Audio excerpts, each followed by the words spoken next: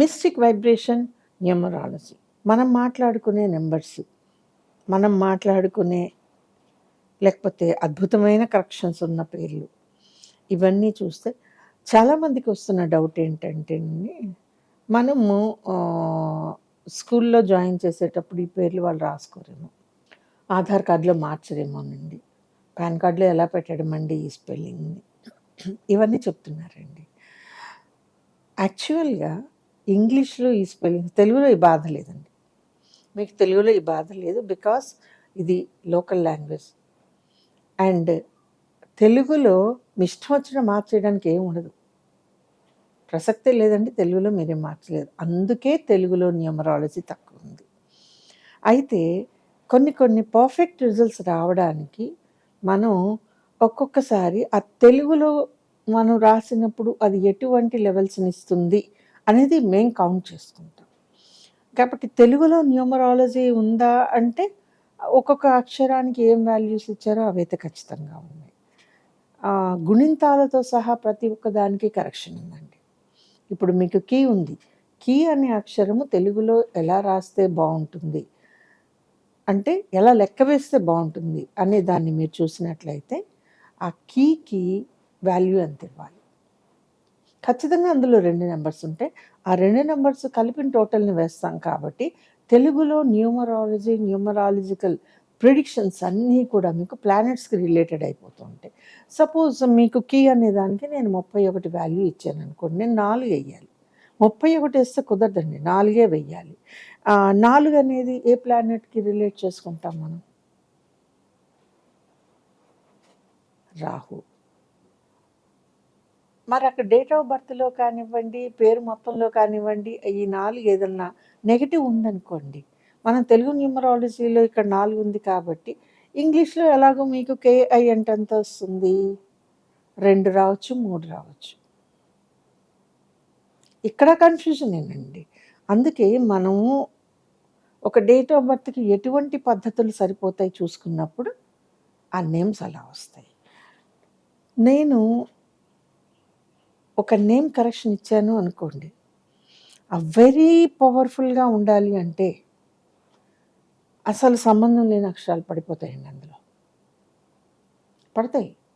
Suppose ఒక రాజు అని ఇచ్చాం, నా కరెక్షన్లో నేను ఇచ్చినట్లు మీరు వాడుకుంటే మీరు ఎదుగుతూనే ఉంటారు. ఎలా వాడాలండి? మిమ్మల్ని నేను సర్టిఫికెట్స్లో మార్చమని చెప్పట్లేదు, మీ పాన్ కానీ ఆధార్ కానీ దేంట్లో మార్చొద్దు.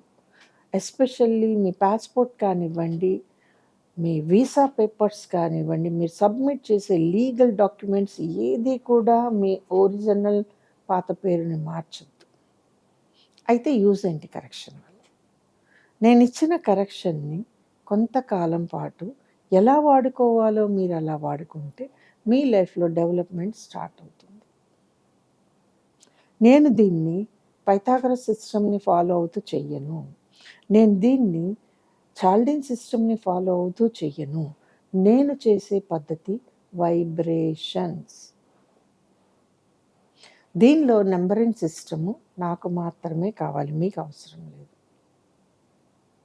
అలాగే ఒక పేరుని అన్ని పద్ధతుల్లో ఒకటే నెంబర్ వచ్చేలా అంటే హైలీ ఇంపాసిబుల్ అండి.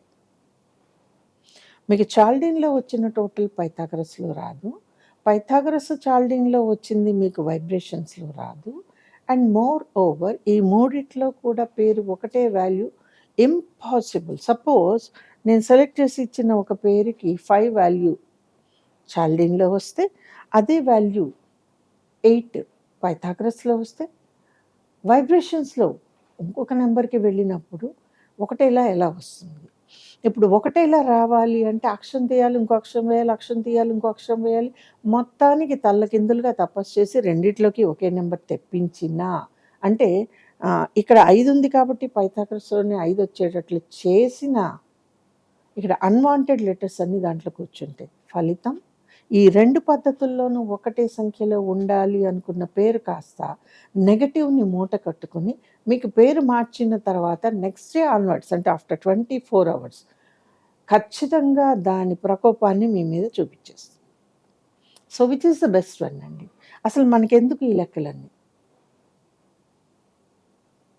ఎందుకు ఈ లెక్కలన్నీ? లెక్కలన్నీ వేయటం ఎందుకు? ఆ వేసిన లెక్కల్లోంచి ఒకటో, రెండో నంబర్‌లకి పట్టం కట్టేసేసి అవి మాత్రమే అంటే ప్రపంచంలో మొత్తం అందరికీ 41 బెస్టా అండి? అందరికీ 46 బెస్టా? అలా అయితే ప్రపంచంలో పేదవాళ్ళు ఉండరు, కష్టాలు ఉన్నవాళ్ళు ఉండరు కదా! కాబట్టి మనం చేసే ఈ 2 పద్ధతుల్లో ఒకటే సంఖ్యలో వచ్చినప్పుడు ఈవెన్ అదే 41 మీకు పైథాగరస్‌లో ఒక రిజల్ట్ చూపిస్తుంది లక్షణాలతో. చాల్డీన్‌లో ఒక రిజల్ట్ చూపిస్తుంది. మరి ఇవెందుకు ఒకటిగా లేవు? సో, మన పేరుకి పక్కన ఈ పేరు పైథాగరస్‌లో సెలెక్ట్ చేయబడింది అని రాసుకోవాలండి కింద. మన పేరు ఎప్పుడైతే ఒక బోర్డు మీద షో చేస్తామో కింద రాసుకోండి. ఈ పేరు పైథాగరస్ సిద్ధాంతంలో కరెక్ట్ చేయబడింది.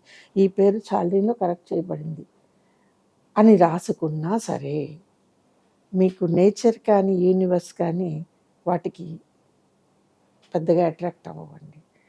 వాటికి అట్రాక్ట్ అయ్యే పద్ధతిలో చేస్తేనే ఏ నెంబర్ అన్నా బాగుంటుంది. అందుకే పేరులో డిఫరెంట్ స్పెల్లింగ్ ఉండటానికి కారణం ఏమిటి అంటే, మీ డేట్ ఆఫ్ బర్త్‌లో ఉండే అనేక క్వాలిఫికేషన్స్. ఈ వీడియో కనుక మీకు నచ్చినట్లయితే లైక్ చేయండి, షేర్ చేయండి, మా ఛానల్‌ని సబ్స్క్రైబ్ చేయండి.